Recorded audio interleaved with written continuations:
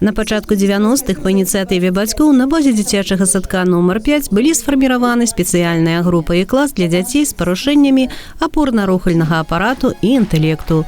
Так пачыналася гісторыя цэнтра карэкцыйна-развіваючага навучання і рэабілітацыі ў маладзечні. Першыя выхаванцы установы ўжо дарослыя людзі, а ў калектыве трэць работнікаў затрымалася тут больш чым на 20 год. І шчырыя словы падзякі супрацоўнікам цэнтра гучалі з вуснаў усіх гасцей на юбілейным мерапрыемстве. Самое главное, что я вижу вот в работе этого учреждения, это там моральная поддержка родителям. И главное, это, наверное, обучение жизни, введение в жизнь наших деток. Потому что именно здесь вы учите их кушать. Есть у нас такие моменты. Вы учите их понимать и осознавать этот мир, любить этот мир. Вы учите их социализации с другими людьми, осознание того, что они особые. Особые, но это не значит, что они отдельно от нас, от общества. И вот именно за это я хочу вам сказать сегодня большое спасибо вам. Сённяшні дырэктар установы Анжеліка Шапіленко згадала, што на пачатку цэнтр наведвалі 35 хлопчыкаў і дзяўчынак, а за 25 год яго існавання праведзена ўжо больш чым 27 тысяч псіхолага, медыка, педагагічных камісій, каб вызначыць далейшыя маршруты адукацыі і рэабілітацыі малышоў, дзяцей, падлеткаў. А паколькі цакраіру маладзечні стаў першай такой установай у Мінскай вобласці ў сістэме адукацыі, то спецыялістам у самым прамым сэнсе прыйшлося адначасова і вучыць, и самим учиться. Дети бывают разные. Кто-то улыбается, кто-то просто смотрит. Кого-то нужно гладить, кому-то нужно подойти, взять за руку и вести с собой по дороге.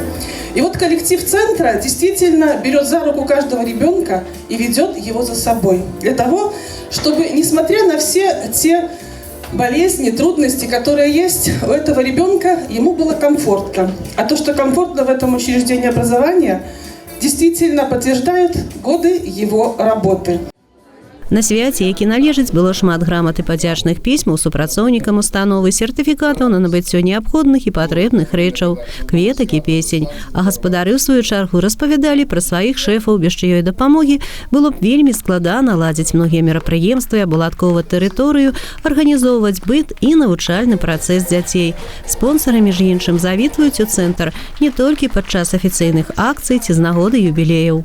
Очень трогательное чувство меня захлестывает, несмотря на то, что мы давно дружим, Академия управления, но так случилось, что первый раз я у вас в гостях, и хочу сказать, что очень тронута тем, что я не попала в какое-то государственное просто учреждение образования. Такое ощущение, что я пришла к кому-то в большой дом. Маладзечанскі цэкраір стаў сапраўды адзіным домам для педагогаў, бацькоў і іх дзяцей, дзе нават самыя маленькія перамогі не дзеляцца, а множацца на ўсіх. Цэнтр – гэта дружная сям'я, у якой жывуць дзеці са сваімі гісторыямі, падзеямі і планамі. А каб апошнія часцей збываліся насуперак медыцынскім дыягназам, дарослыя стараюцца прыняць сваіх выхаванцаў такімі, якія яны ёсць, навучыць іх уменню зносін з іншымі людзьмі і быць адкрытымі ўсяму свету.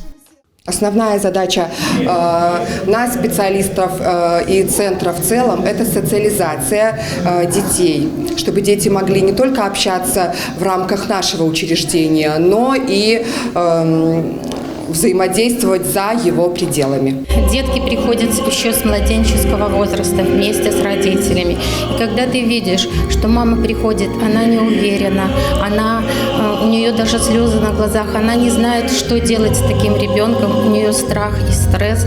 И когда ты работаешь с мамой и ведешь эту семью на протяжении 3 лет жизни, и потом уже когда мама и ребенок выходят из этой группы и дальше интегрируются или в наши дошкольные учреждения, или остаются у нас в центре, и уже у них совсем другое настроение у родителей, это, конечно, огромная радость, и это очень вдохновляет.